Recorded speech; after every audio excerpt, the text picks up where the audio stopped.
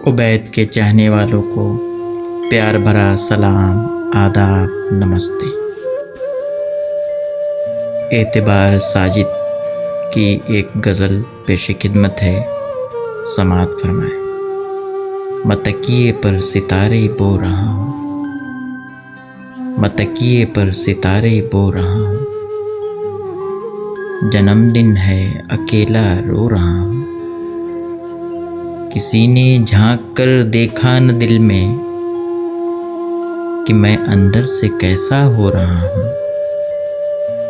कि मैं अंदर से कैसा हो रहा हूँ।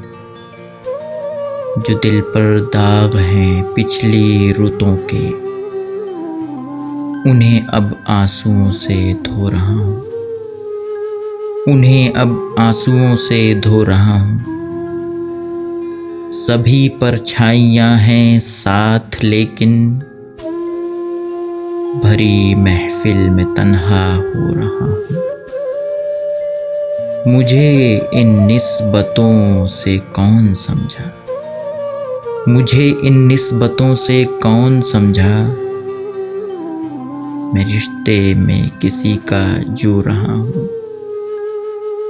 मैं चौंक उठता हूँ अक्सर बैठे बैठे, मैं चौंक उठता हूँ अक्सर बैठे बैठे,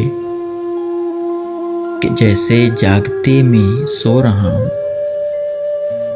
किसे पाने की ख्वाहिश है कि साजिद, मैं रफ्ता रफ्ता खुद को खो रहा हूँ। शुक्रिया।